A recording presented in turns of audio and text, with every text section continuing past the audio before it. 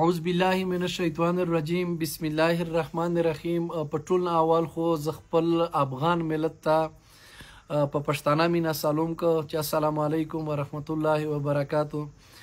لکه څنګه تاسو ته پته ده چې په خیبر کې د پښتانو یوه لویه جرګه وشوله او په دغه جرګه کښې پریکړې وشوې د پښتونخوا وطن.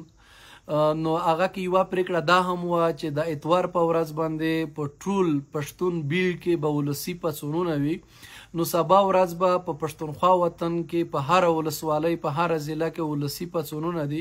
زه د خپل ځوانانو نه د مشرانو نه خواست کوم په ننګ افغاني چې تاسو به سبا په هره ضلع کې په ننګ راوځئ، په لوی تعداد به راوځئ او په دغه ولسي پاڅونونو کې به د خپل وطن د امن خبره کیږي. او زموږ چې څومره هم قیدیان نیولي شوي دي دا د 11 د اکتوبر د جلسې په راتګ کې چې د هرې ضلعې مشران هم شته دي، زموږ د پی ټي ایم ملګري دي، بیا په دغه کې شډول 4 ته ډېر زیات ملګري اچولي دي.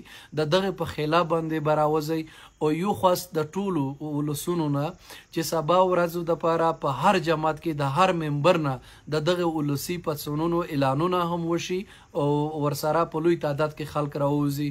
خدای مو آباد لره، خوشحاله اوسئ.